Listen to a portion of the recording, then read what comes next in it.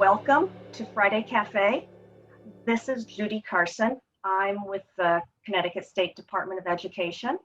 I'm joined here with my colleague and partner, Betsy Laborious, and our other fabulous partners from CREC, Glormar Claudio and Francisco Bares. So we're very pleased to be able to bring Friday Cafe to you and the special topic today, working with social, emotional, and behavioral learning. And this is a topic that's been requested a number of times. We've done some other sessions previously, but it seems like it's a really important topic for us to talk about right now. As we know, we're in a global pandemic with COVID-19. We are also in a pandemic with racial justice, with social justice. And this week, we are also living through an election that we're into day 4 and it still hasn't been called.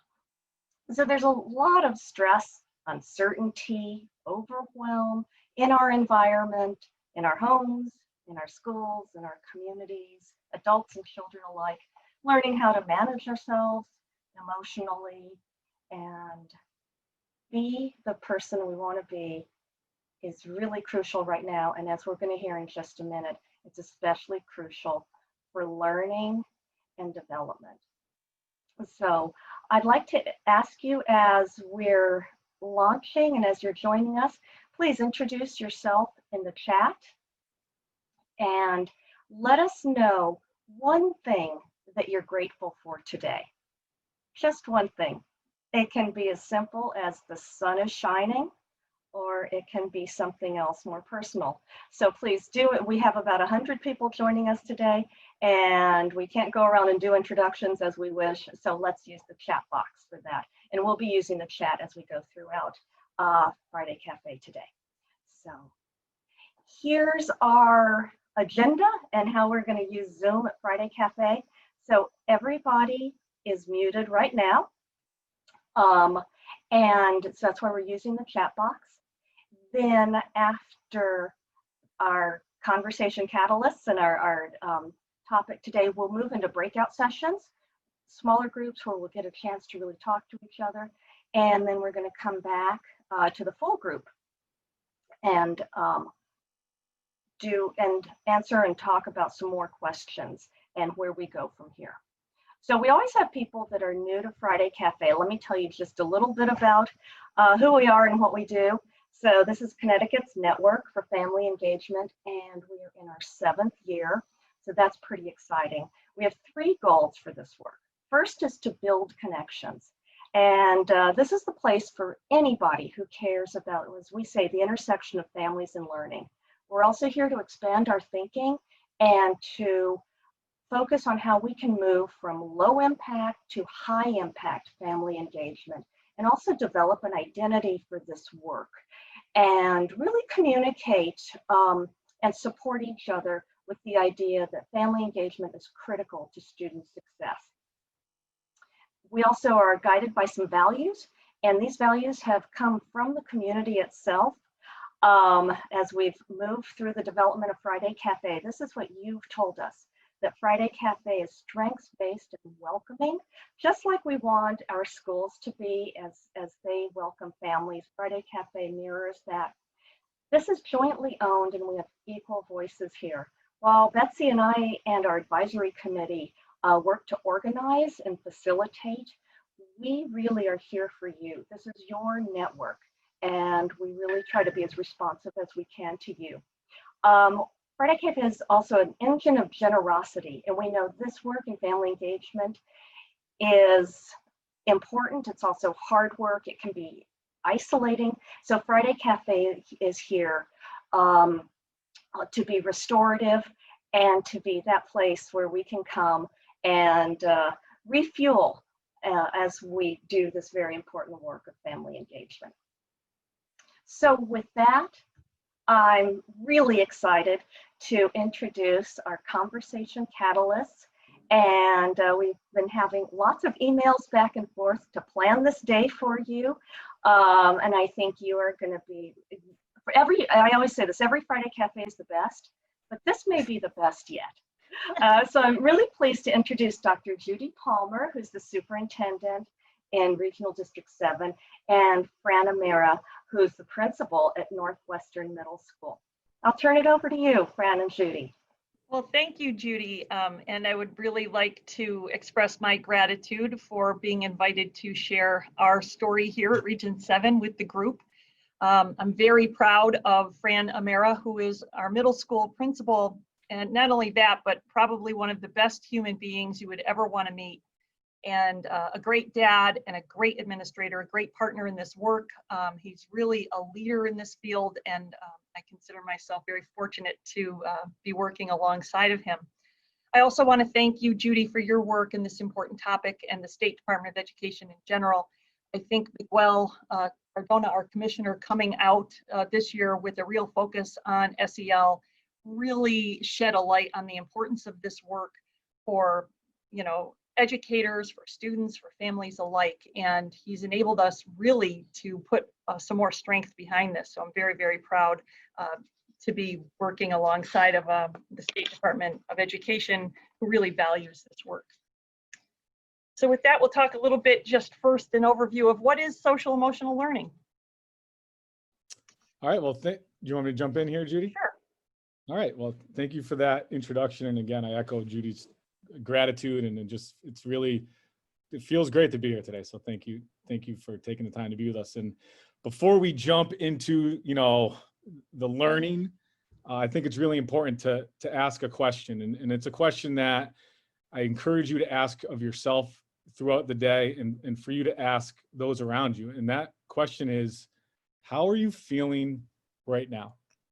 So I want you to take just a moment, not even a minute, a moment to think about that. How are you feeling? What is the experience that you're having right now in this moment? Both your energy level and your level of pleasantness.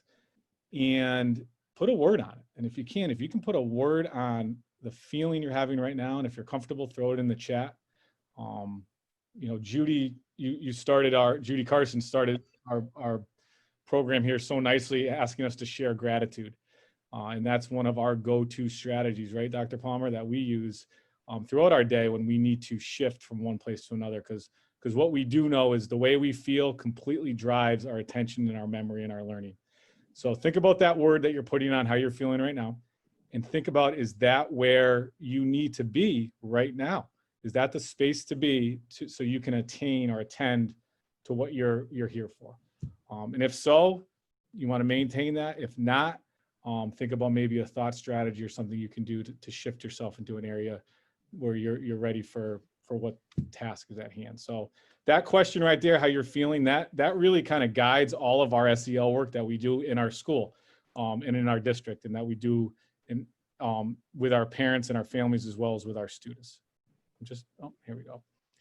So, with that said, and Judy Palmer had mentioned how SEL has really become a focus with our reopening of schools here in Connecticut, and we're so grateful for the commissioner to make this the forefront of what we're doing with opening up our schools. It's important to look at what exactly is SEL.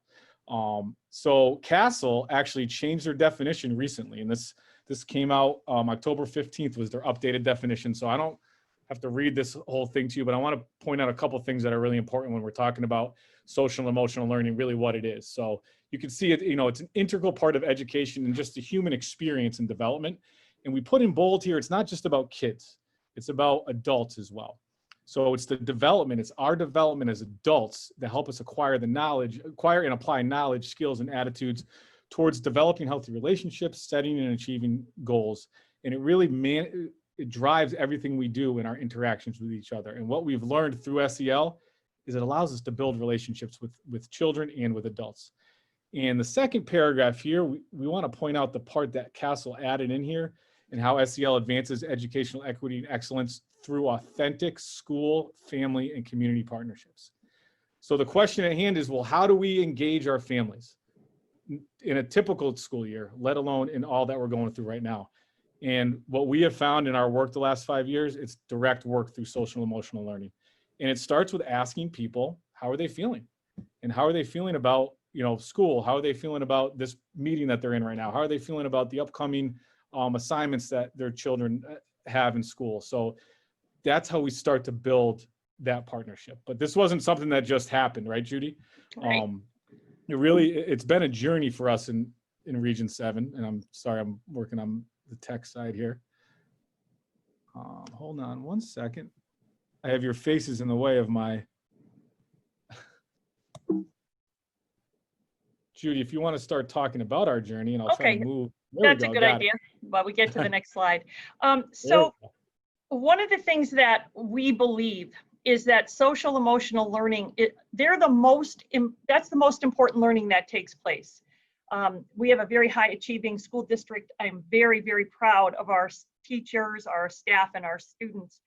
And I believe that one of the reasons we are so high achieving is because it is a safe, loving environment here in Region 7. But I think it's also important to intentionally provide opportunities for students and parents and adults to learn and apply these skills in a meaningful way. And I think that statement right there is the key to our success. It's giving opportunities for students and families to apply these skills in ways that are important to them. And one of the things that really launched this for us is our very own grassroots program called Kindness in Motion.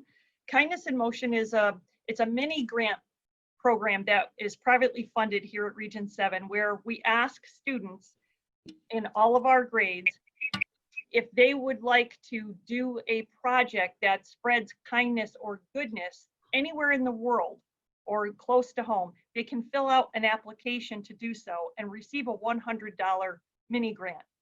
And the students use that mini grant in order to do wonderful, magnificent things that you couldn't even imagine in order to spread goodness in the world. So one of the things we noticed early on is that students are empathetic, and when they identify a problem in the world or people in need, they want to fix it. So instead of just saying, oh, isn't that terrible, and move on to the next thing, Kindness in Motion gives them an opportunity to enter into a different level of action as far as working towards solving big problems or little problems to make the world a better place. And this Kindness in Motion program really led to a whole bunch of wonderful things that happened because we gave students a voice in how they wanted to apply their skills. Yeah, and it's amazing how, and as we were putting the slide together, it's important to note this doesn't just happen. As I was just checking through the chat, some of the feelings people are having, I saw the word overwhelmed a couple times. And it can be overwhelming if someone walks into your office and says, all right, you need to implement SEL for the whole district, for all your kids, all your teachers, and all your families tomorrow, and get it done. This is a journey. So that's why we like to show you the journey that we're on. That's not going to end. We've been on it for 5 years now. The key to that Kindness in Motion program, or a big aha moment for me, was when we had our students present their projects to the community, and we invited people to come into the building. And the only thing we asked our students to say, and then they went with it, was, I just want you to tell the people in the audience, how did this project make you feel? And they went from there, in their voice, talking about how helping others, identifying a problem in their world, no matter how big or small it was, and how it made them feel to help others and to reach out. All of a sudden, right, Judy, we had all kinds of people we didn't even know in the community that were giving us money to fund this program. And it was all centered around finding things that make you feel valued, important, that you have a positive impact on your school. Right, it connected students with their passion in a very meaningful way, and the parents and the community naturally came around the students in order to make their projects successful. There's a lot more information on Kindness in Motion on our website if you're interested about that. But Kindness in Motion then led us to wonderful opportunities. We were recognized, I want to say the students were recognized for their Kindness in Motion work, and we won an Inspire Ed Award. Inspire Ed, if you're not familiar with it, is a collaboration between Facebook and the Yale Center for Emotional Intelligence. And so we're recognized for this work, and then that kind of led to the next step. Go ahead, Fran. Judith, just stop you there because this was an important point. And I'm not going to say we're geniuses and did this on purpose. I think it just happened. But when we won that award, we were invited to go to San Francisco for a week, 3-day event. And they said, "Oh, bring the kids with you," right? So we also brought the parents with us. So I think we had 4 different student projects that were recognized from 7 through 12. And we brought the parents with us. And it wasn't just because you're the chaperone and we don't want to be responsible. It was because they were part of the workshops. So then we had these parents with us in California, side by side, doing this work with us together. And that was just this huge moment, I think, in our development here of building these bridges with families. If I could just give you one simple example, there was a student that we brought with us. She was a senior, and every day her dad would drive her to work, and every day they would drive by a home where the deck, the entranceway to the home, had fallen off due to a storm, and an elderly person had lived there. So when Kindness in Motion came available, she filled out an application because she wanted to fix this woman's deck. And so her dad helped her with the project, and then Lowe's and Home Depot and everybody else kind of came around the project. And not only did they rebuild her deck, but made it much better. And she was an elderly woman who could never have done that on her own. So that's one example of a Kindness in Motion project. That student and her dad both came with us out to Facebook to celebrate that work. Yeah, it really built these parents as our partners in this educational process, right? And then what we also introduced out there was to the Yale Center for Emotional Intelligence, a real reflection on what SEL is and how and what we want our school and our district to be. And that's when we started our work with the Yale Center for Emotional Intelligence, and specifically their approach to teaching and learning and applying SEL skills, which is the ruler approach. And we dove right in. We got staff trained, and then we spent a full year with just the adults. It was all about adults. We didn't put anything on teaching students yet. It was adults, and not only the adults in our building, but at the same time, we started working with our parents. And what we saw from the leadership positions was, well, wow, we're so much more effective when we're working with our families instead of on 2 separate sides.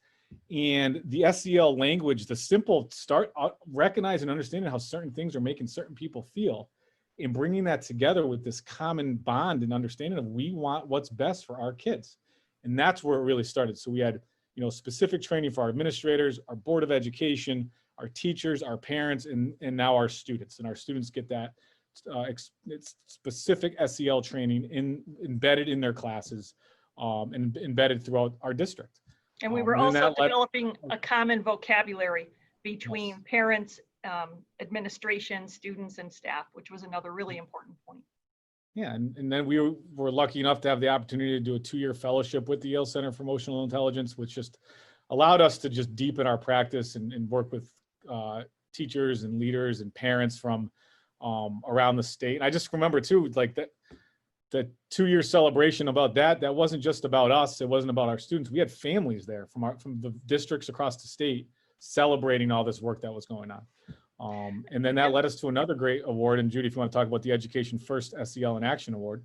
Right. So then, as Fran said, these things kind of just kept happening. So then Education First recognized Kindness in Motion and the work that we were doing, putting these SEL skills into action, which is exactly what Kindness in Motion does. And one of the things that Fran and I had a real epiphany when we were out there in San Diego was that the idea that we should not imagine a ceiling on what children can do, and especially when they're partnering with school and their parents. So we had decided that we were never going to say no to a student, no matter what idea the child came through the door with, because we meet with these children when they fill out their applications. No matter what that was, we were going to say, yes, how can we support you? And that became kind of our mantra as administrators. And that was a very powerful lesson for both Fran and myself as far as how do we support our students best. And they have come in with some huge projects that we were, yes, to the student. And as soon as the door closed, we're like, oh no, how are we gonna help this child, make this happen?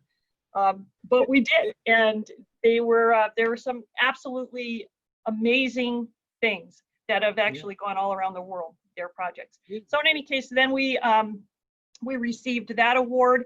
And then from there, we became presenters at the AASA conference. That's the National Conference for Superintendents, where Fran and I presented on putting kindness into motion, developing school connectedness, and SEL skills. So that then was a national audience of all superintendents and assistant superintendents across the country. And go ahead, Fran. What I was going to say, Judy, and as we list out these opportunities we've had and what we've really, I mean, the big projects that our students have done have been given them recognition, which has allowed us these opportunities. But what it did was understanding student voice is important down to the day-to-day level of if they're frustrated or upset about something going on in their class or in their school, we listen to them.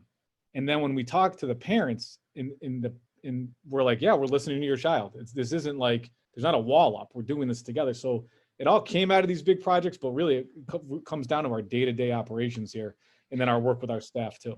And one of the other things that I think is important to take away from this is that providing an opportunity to all students allows all students to have a leadership role in something that is important to them. So, for example, one of the opportunities, a student filled out an application grant. She had been adopted from an orphanage in Asia.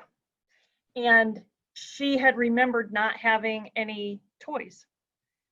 So through her application, her and her mom made dolls to send to the orphanage. And then our Chinese teacher wrote the letter, helped the child write the letter in Chinese, sent that over to the orphanage. Now, what a beautiful connection that is between staff, family, this allowing her to take action on something that she was passionate about, having empathy and trying to improve the lives of others. I mean, there are countless examples of what students came up with that Fran and I would never have been able to come up with.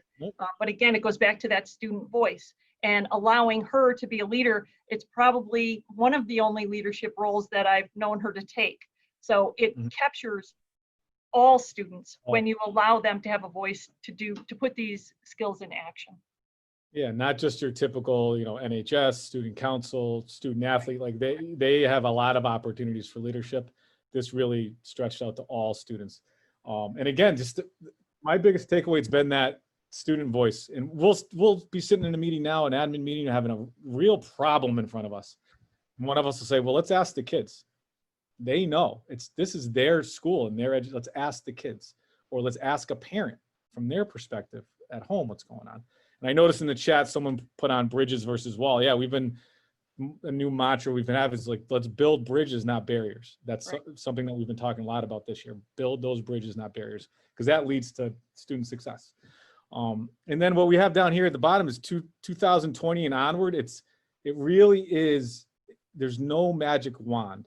It's every day and every experience matters. Every opportunity you have to engage in conversation with parents, with kids, with staff, with community members, with those supports out there is an opportunity to spread your message that emotions matter and that at the baseline, social emotional learning skills are the most important thing that we can teach here. So you don't need to find more time, find more programs. Just look at the programs and the things you are already doing and see if there is a way to embed this into it. So each time we meet with or speak with families, we see it as an opportunity to show them what we're all about, from the district level to the classroom, to the school level, to the classroom level. And that's our goal. It doesn't always happen, but that's really our goal.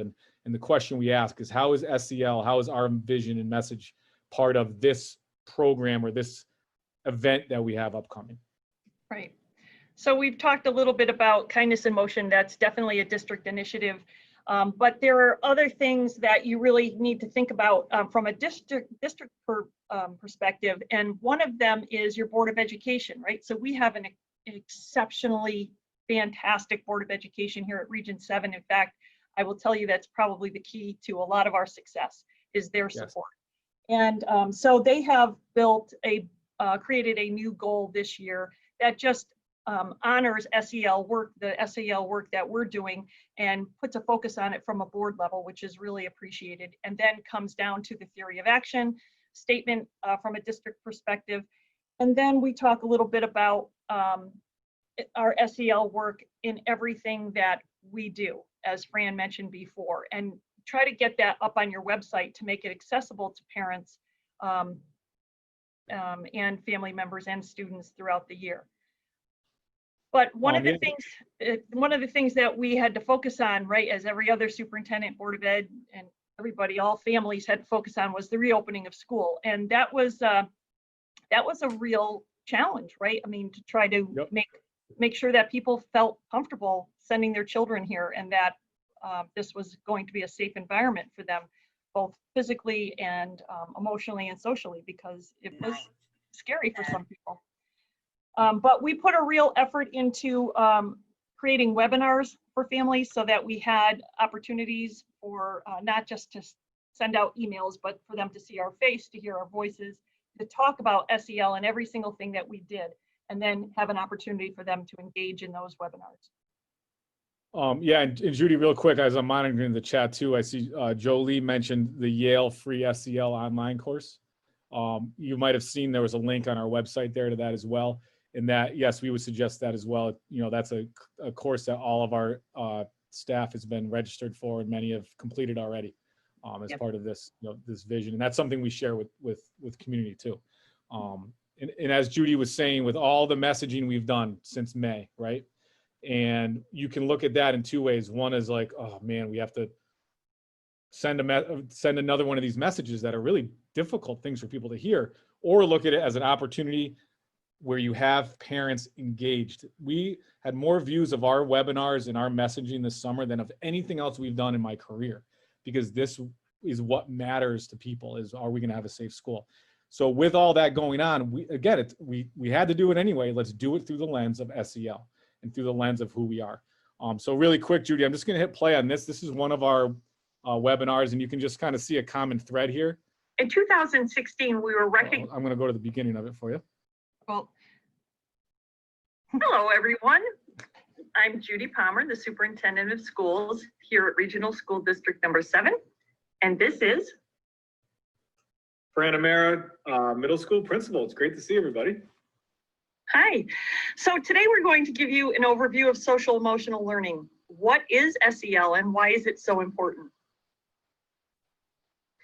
Well, as you can see, our mission is a collective one. So everyone in the state seems.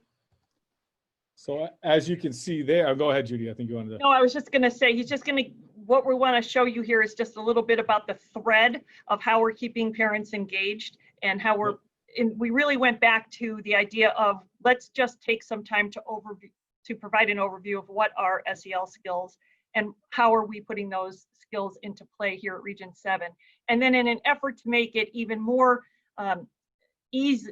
make it easier for parents and students to engage with us, we created a mobile app that just shows everything that's on our website. It also feeds to Instagram and Facebook. So just to kind of just focus more on engagement. Yeah, and the accessibility, and that's a lot. Everyone's on their phones now, so let's take advantage of that instead of try to stop that. Let's take advantage of it. Oh, here we go again with my tech. Next page. There we go. Yeah, there we go. So again, so that's on the district level, and then you look at the school level. So this is as a middle school principal. These are things you have to do. We already have these. We have orientations. We have newsletters, school messages, open house, parent-teacher workshops, or parent-teacher conferences.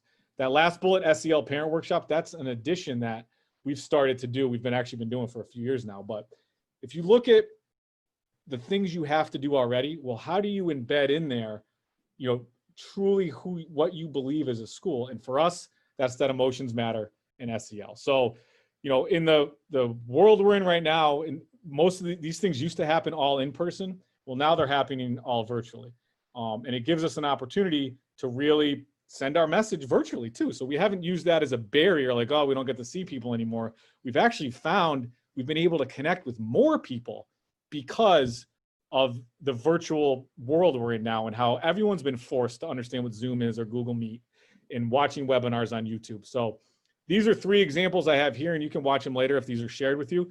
But I have, my message to my 6th grade students. So at the end of last year, everyone's virtual. I'm not going to get to bring my 6th graders into school for their tour because I get 7th grade. They start with me in 7th grade. They come from 4 small towns into our middle school.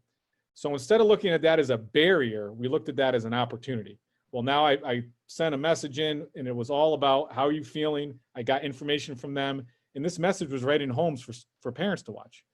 This one here was a Sunday morning before we reopened school, letting parents know that our goal is the emotional well-being of everyone in our school community. That's what we're starting with. That's what matters with this reopening of schools. And then a month later, we had open house, and I'm just going to play with you quickly just the start of my virtual open house video. That led into individual teacher videos and teacher presentations that had the same thread. I want to start with just to talk a little bit about kind of the foundation of what our school is all about, and that is social emotional learning and the foundation of understanding that emotions matter. And that matters not just for students, it matters for the adults, and that matters for you as well, our families, because at the baseline, we have to have an understanding that our emotions matter and they're important. And being able to recognize and understand how we're feeling will lead us into positive outcomes in our life and in our different tasks that we have at hand throughout a day. So the first thing I want to ask you is, how do you feel? So that looks familiar, right? Because that's how we started. Because that at the root of all of this is to be able to attend to others and help others. So that audience there was parents. For them at the end of a long day to be able to attend to this important open house, to then be able to support their children, well, they have to know how they're feeling first, and if they need to attend to themselves first. So that's the idea there, and you can see that common thread as we go through. And then we go down to the. I want to start with just to talk a little bit about. Sorry, guys. Whoops. Whoops. Let's see if I can. They're all going to play now. Good afternoon. There we go. All right, so here's one of our teachers. So now we're down to the classroom level. So this is a snippet of an interaction or an activity that one of my teachers did with parents, okay? So she's an English teacher, and she's talking about short text analysis, something she does with that their child does in class. So she had the parents go through it. So she put this quote up: students don't care how much you know until they know how much you care. So put your parent hat on right now. And you're walking into an open house to the high school English teacher. And you're probably carrying into that open house meeting your high school English experience, which could have been great or could have been not so great or somewhere in between. And the teacher says to you, I only care about that your child knows that I care about them. And that's not enough. She then asked them, what are some ways that you as the parent believe a teacher can show they care about your child? So then comes to the engagement piece. She then had them give her answers, and she's taken all that information from the parents and she saves it. She has it broken up by students, so she knows if it's specific to a student or overall things she can do as a teacher to show the students, your child, if you're the parent, that she cares about them. Because then the learning will be enhanced that much. So this is just one little snippet of, at the classroom level, our interaction with our teacher with parents. Let me make sure I can click the right way here. And here's another one. This is a different teacher who asked the parents, tell me about your child. And she had the parents complete this survey. All right, so think again, put your parent hat on. And a teacher's asking you, what do you see? You matter, mom or dad. What do you see as your child's greatest strength or skill? Tell me about a time when you saw this. In June, what do you hope your child says about their experience with me as a teacher? What was your experience like in this grade? So that gives them a little opportunity to reflect on their time in school. What are your fears or concerns? How do you want me to communicate with you? Instead of me as the teacher telling you, this is how I'm going to communicate, I'm asking you, what's the best way for you? Is it text? Is it email? Is it a phone call? And then is there anything you can tell me about your child that you think would help me support his or her learning this year? So our teachers are asking the parents, not just giving them information. I'm not communicating to them I'm engaging them in this process because they are the expert in their child. And that's our philosophy here. Right, and I just want to say quickly that this isn't anything that Fran directed them to do. This isn't anything that's being directed at the high school level either. This is something that is coming through as a result of all of the SEL training that our teachers have had, but because they believe that this is the right way, this is the right path. Yeah. To that point, Judy, this teacher then takes this information and shares it with the team. So other teachers that have the child. So it's not just this one classroom where the information is important. Pass it on to you, Judy, to say, so you can see how from the district level, starting with the Board of Ed, to our school level, down to the classroom level, it all matters. And it's all, as Judy's going to talk about, it's all about the relationships. Right, and you might go back to the second or third slide where we had up the Newcastle definition about creating authentic relationships. And I think that you're probably getting a feel a little bit for how we look at SEL here in Region 7. It is all about relationships. Parents are our partners. There are so many opportunities to engage parents, either academically, socially, or emotionally for their child. And I think that we have found one avenue, or maybe many more, in enabling us to do this very well. Our students and our families are happy and supportive here, and I think it's all about the relationships. Yeah, and it's all about, and Judy, we talked about yesterday, it's all about, it's okay for them to call us, and they trust us. Right. They trust that if they come to us with a complaint, an issue, something that happened, that we're not going to be defensive about that. We're going to hear them out and then work together. We've seen that shift. It's not a us versus you thing. It's we're doing this together, and that all comes from that trust and that relationship through this SEL lens. One thing that we've been focused on, especially this year, is removing any resistance. If a parent calls you and they're very heightened, there's a reason for that. So we don't want to be defensive right off the bat and, oh, that couldn't have happened, or we want to seek to understand first and then move to solving the problem.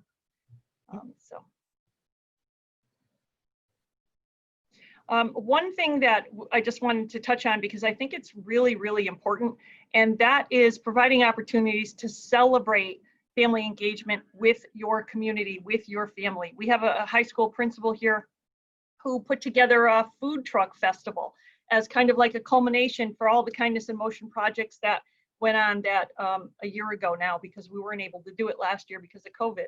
But just an opportunity to come together, to enjoy each other's company, to talk about, SEL. Some kids had booths that were showing, what their projects were. And it was just a wonderful, wonderful opportunity for parents to come together. So look for opportunities to celebrate. That's basically what we want to leave you with, that there are many opportunities, as Fran has given you many examples of many opportunities to engage families in this work. It is really, truly the most important work that we will ever encounter as educators, as families, as parents. I know myself. These are skills that the more you use, the better you get, and the more you actually see opportunities to continue to use them. So with that, Judy, I want to thank my partner. I think you can all see why he is so great.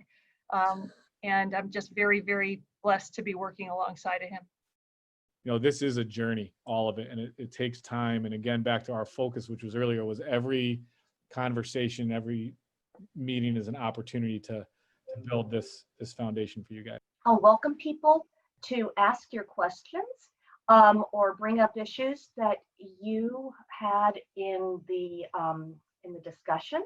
Well, hey, Paula. Hi, Paula. Paula's one of ours.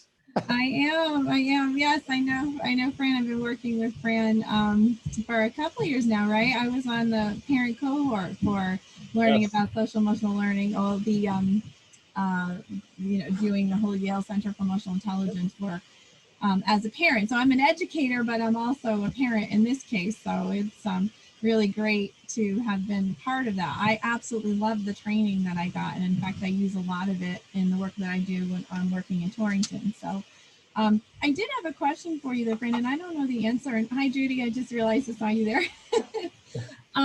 I know that regional has adopted the Yale Center for Emotional Intelligence Ruler Program.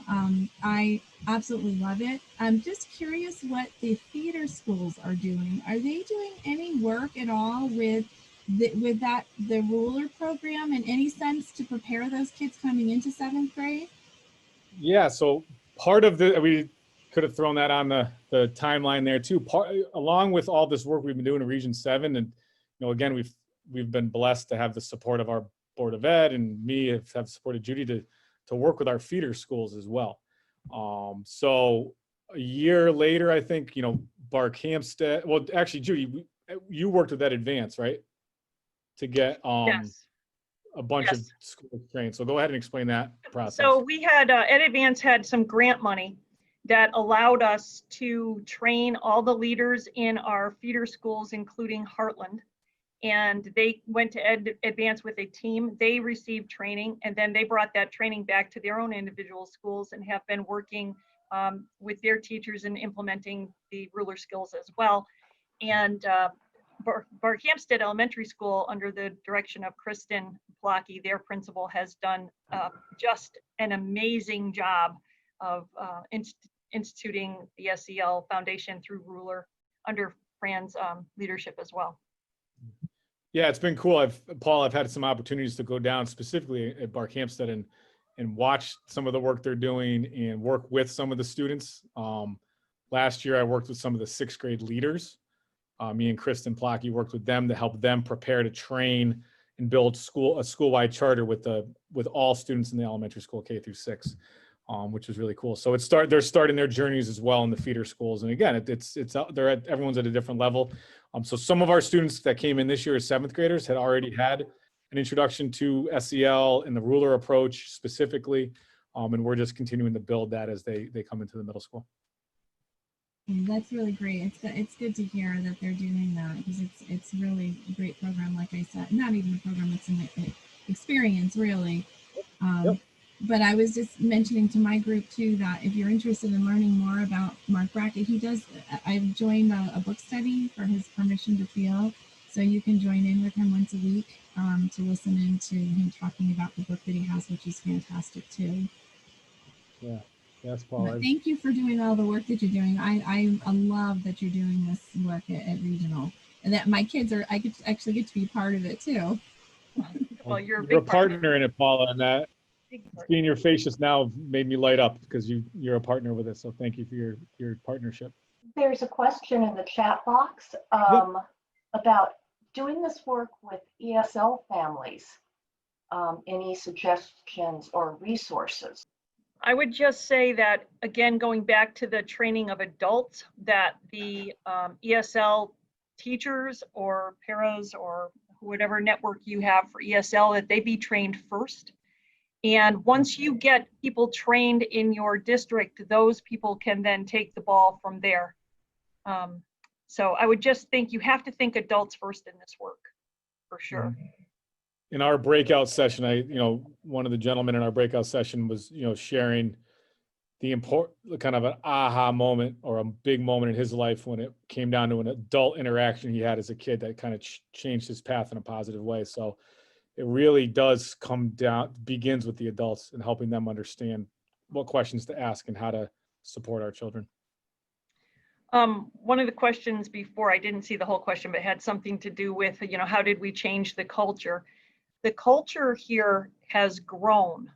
And I think there's a couple of factors there. One is the leadership that you have in place. First of all, our team is very, very strong, and we've been here for a long time. We are extremely committed to this district. So we're not changing. We don't have a lot of role changing here. We have the same faces and committed faces, and I think that's a big part of it. But also it's all about the relationships and people feeling valued. It sounds simple to say that, but that is the truth. And over time, people become, even if you have different opinions, they become, they'll trust you. And then at the end of the whole thing, the celebrating, the acknowledgement of the hard work that the children are doing, or that parents are doing with SEL, the celebration of that, it really matters. It really matters, but it is all about relationships.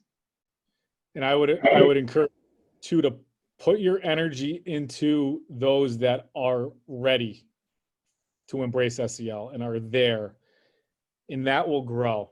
So it's human nature. You're going to think of the naysayers. Everyone can think of the people in their buildings, right? You're going to think of the ones who say, "Oh, that's a parent's job." Like I've heard it. This is the job of the parents.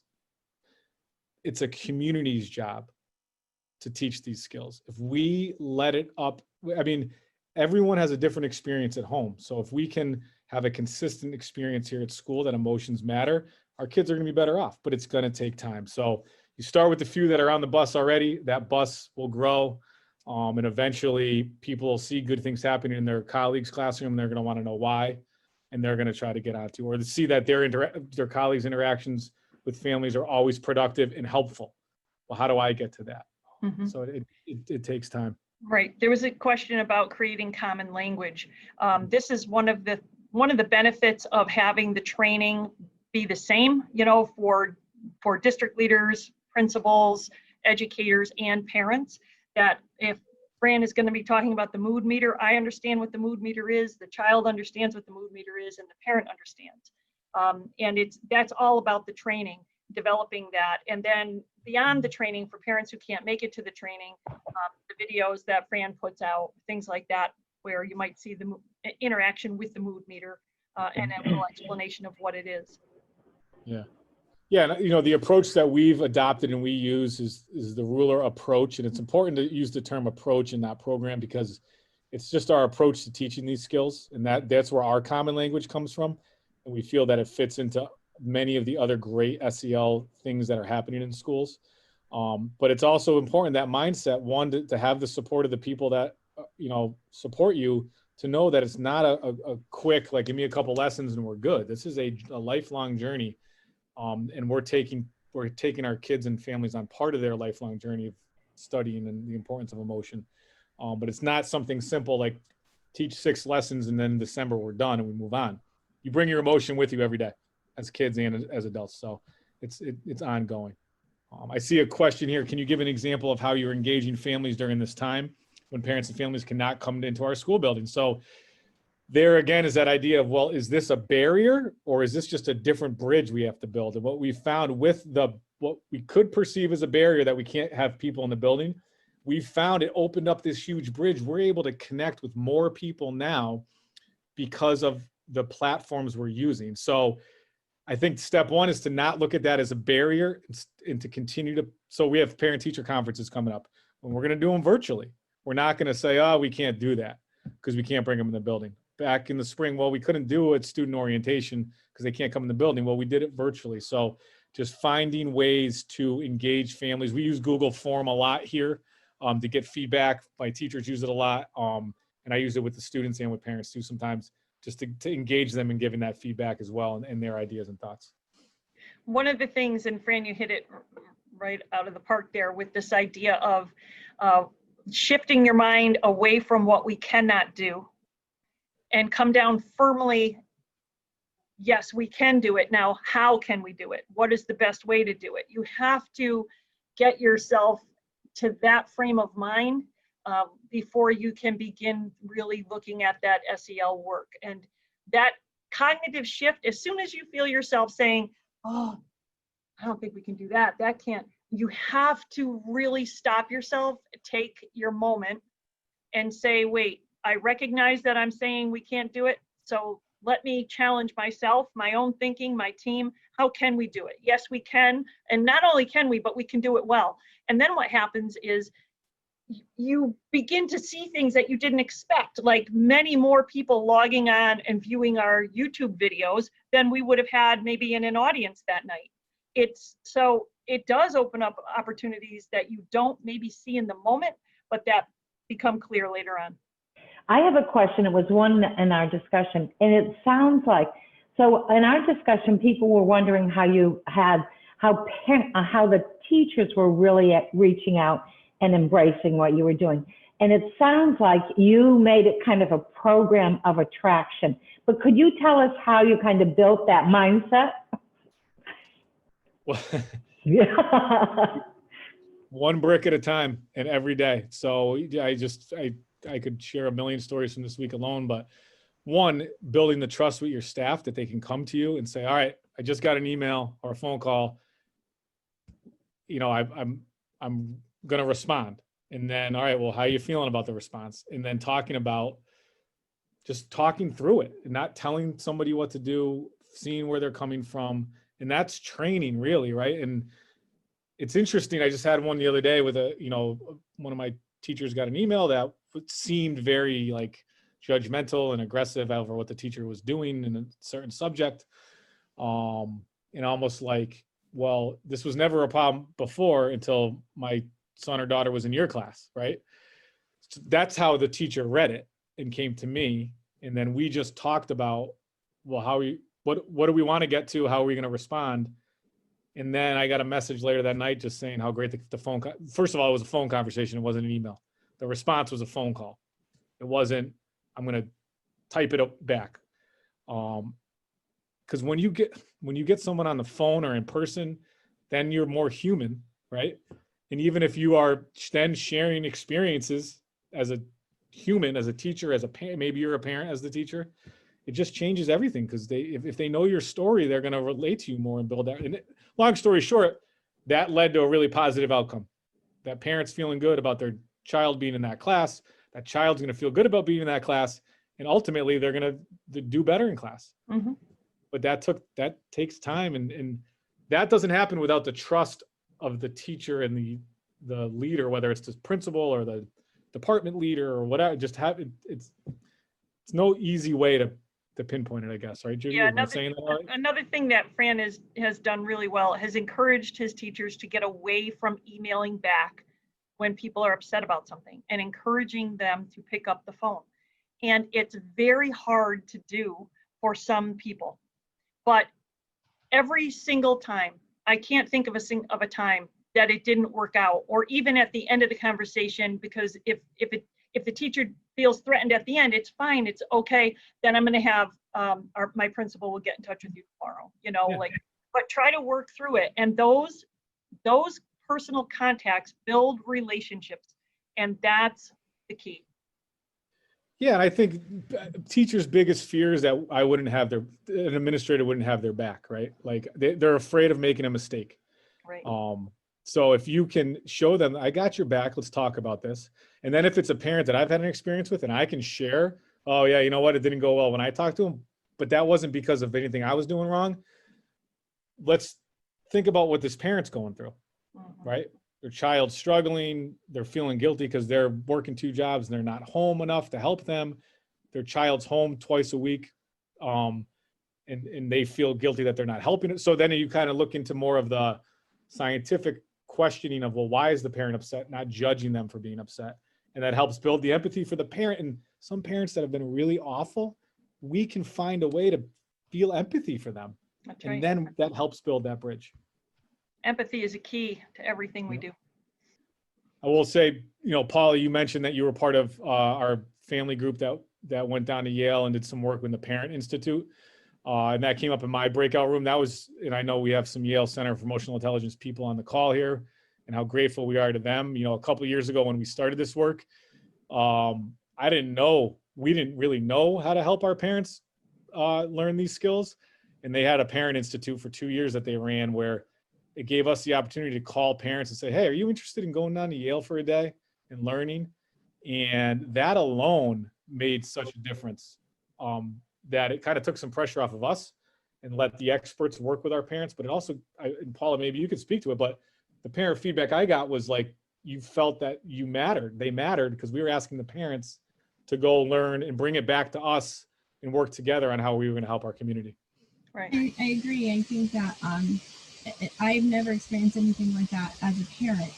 Like I said, as an educator, I've gotten trained in lots of different things, but this particular approach, the fact that they have a Parent Institute and they really value parents' opinions and thoughts and give parents an opportunity to work together, it was amazing. It was really a wonderful experience. And I got to know some of the other parents too.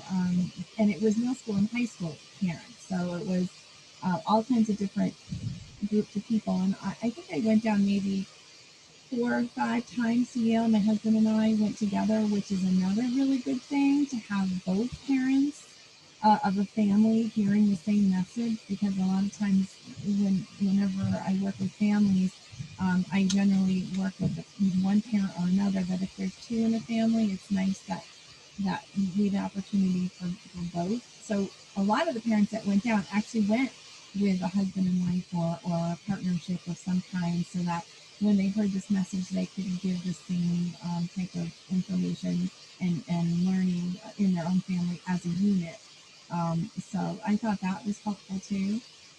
But it was, I Mark Brackett is somebody to see. He's like a stand-up comedian. He's really funny and he's dynamic and he's just, it's very interesting to watch and to learn from. So, but then we got to take the information and then we did some programs at night for families, and so we were able to kind of speak up about what we learned from the parent perspective too. So I wish that the schools had more opportunities for families to learn like that from each other. So I think it's very beneficial. Mm-hmm.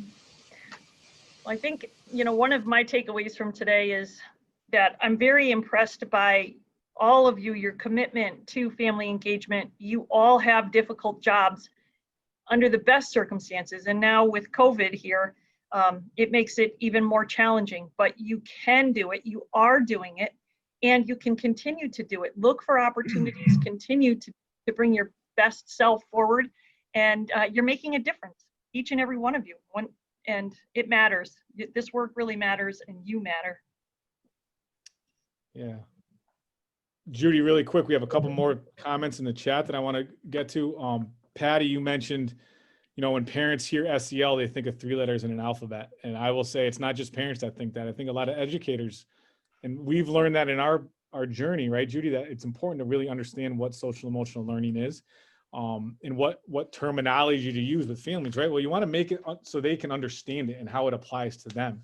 And it's really just that process of understanding how you're feeling, expressing it in an appropriate way where you can access what you need to then decide, do I need to stay where I am or shift? And that's where we come back to that ruler approach, because the ruler, recognize, understand, label, express, and then regulate. That's more of it's an easier way to look at what SEL is. And those are the skills of it, practicing and applying those skills. But what I will see, and I see what Jolie wrote about emotional intelligence doesn't mean be happy. Exactly. This isn't like, I remember our first training we did with our entire district on SEL, on emotional intelligence. And we had some people who weren't on the bus, and they said, what, do you want me just to make it easy on kids? You want everyone just to be happy? No. And we go back to the research, right? Kids are tired, stressed, and bored. Adults are stressed and overwhelmed. That's not going to change. We can't change the pandemic we're facing right now. We can't change how divided people are right now. But what we can do with intention is teach people, adults and kids alike, how to recognize how they're feeling, understand how that either helps or hinders them with their attention, memory, and learning, their relationship quality, their physical and mental health, and then help them learn and practice skills and strategies to work through that so they can be their best self in a given day. And that's different every day. So it's not about just being happy. And then because you are your best self, it's easier to build those relationships, right? So it's about managing those emotions and then applying them to relationships and situations in order to get the best outcome. Exactly. And then that other point, Jolie, that you put in there, and this, I'm thinking this one's coming from the Yale course, because I saw it on the Yale course. We are all in this same storm right now. All of us are in it, but we are all in different boats. And that goes for your families that you're trying to engage. They all have a different boat to attack this storm. And if you look at it that way and then figure out what tools they do have and what's not available to them, you'll be able to build that partnership. I want to thank Fran and Judy so much for spending this time with us and sharing your journey and giving us a vision of where this work can take a classroom, a school, a district. It's really incredible. And I'll have to say, I am feeling so much better at 11:30 than I did at 10 o'clock, just about the stress in the world and everything going on. I mean, this has really been very uplifting and really a joy to have this conversation and be with everybody today. And I know there's a lot of resources out there, and maybe what I'll do is I'll work with Fran and Judy to compile a short list of some things that people might be able to do if they're at a beginning level with their district or their program, or even a book study. I mean, certainly the Yale course, it's free, it's fabulous. That's a great resource. So I will be sending out an email to everybody, and I'll also include in that email the evaluation for today. I'll send a link to our eval. So I want to let you know a couple of upcoming dates. We hope to see everybody at the next Friday Cafe. That's in December 11th. And then we have started some evening sessions for people that have a hard time getting to our morning sessions. We're calling those after hours. And we had a series of 3. Our third one is November 19th at 6:30 to 7:30, November 19th. And our topic there is linking family engagement to student learning. We're really excited about that, and that's going to be terrific. And so, Betsy, I am going to give you the last word, and you can have the sign off. Thank you. Thank you so much. I thank you, everyone. I thank you, Fran, and I thank you, Judy, because guess what? I feel better too. I feel inspired. And I love, love, love just saying yes. That's my takeaway. I'm saying yes. So yes to support. Thank you so very much. This was great. Appreciate it. Thank you. Have a great Friday and a happy weekend. Thank See you, you next everyone. time. Bye, everybody. Thank you. Bye. Thank you.